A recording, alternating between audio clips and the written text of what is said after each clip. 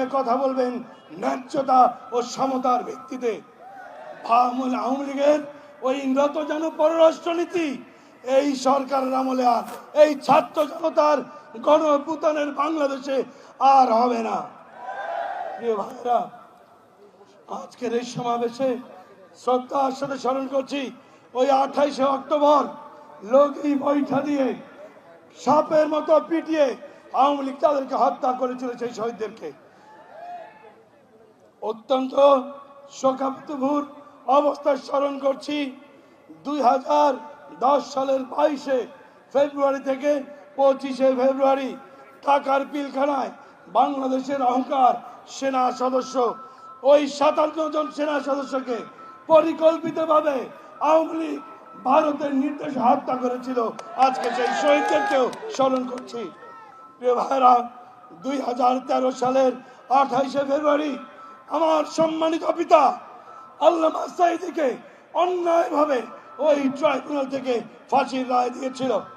ওই ফাঁসির রায়ের প্রতিবাদে সারা বাংলাদেশে যখন মানুষ বিক্ষোভে ফেটে পড়েছিল, ওই বিক্ষোভরত মানুষের বুকে গুলি করে প্রায় 300 মানুষকে খুনি হাসিনা হত্যা করেছিল।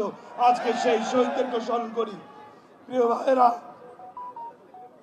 2013 সালের 5ই মে বাংলাদেশের ইতিহাসের আরেকটি কলঙ্কিত অধ্যায়।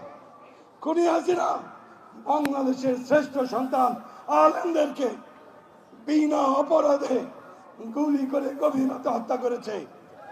আমরা সেই সমস্ত শহীদদেরকেও স্মরণ করছি।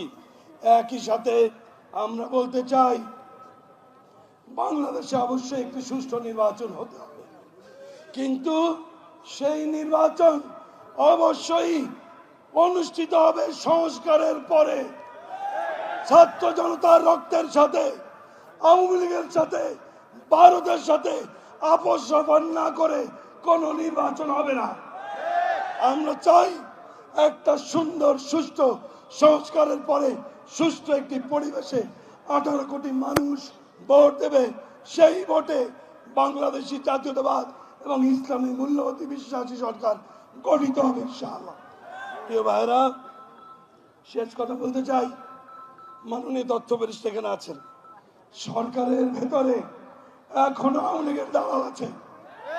আমরা দেখতে পাই ঢাকার রাজপথে আনসার লীগের নামে, সুবিধা বঞ্চিত লীগের নামে, কিস্তি লীগের নামে এখনো ঢাকার রাজপথে আওয়ামী লীগ রাজপথ দখল করার পায়তারা করে। প্রশাসনের সহযোগিতা ছাড়া